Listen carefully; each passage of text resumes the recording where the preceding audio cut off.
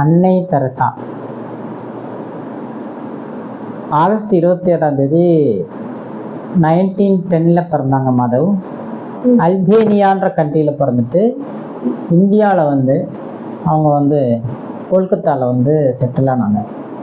அவங்க வந்து நிறையா சமூக சேவைகள்லாம் செஞ்சாங்க. ரொம்ப உடம்பு முடியாதவங்க, வயசானவங்க, அம்மா அப்பா இல்லாதவங்களுக்கெல்லாம் அவங்க வந்து ரொம்ப சப்போர்ட்டாக இருந்து ஆதரவு பண்ணாங்க. அவ்வளோ இதுவாக இருந்தாங்க. அவங்களுக்கு வந்து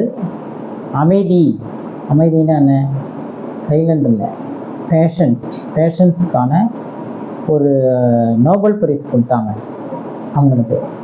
அதுக்கப்புறம் இந்தியா சார்பாக அவங்களுக்கு வந்து பாரத ரத்னா அவார்டு, இந்தியாவிலேயே மிகப்பெரிய அவார்டு எதுன்னா பாரத ரத்னா தான். அந்த அவார்டு கொடுத்தாங்க அவங்களுக்கு 1980. 1970 நோபல் பரிசு வாங்கினாங்க.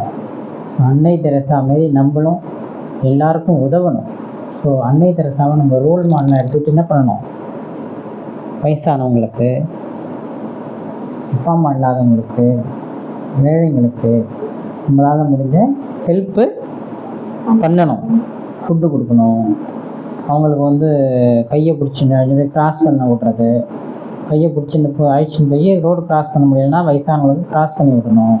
ஸோ அந்தமாரி நம்ம எல்லாருக்குமே ஹெல்ப் பண்ணணும். ஓகேங்களா?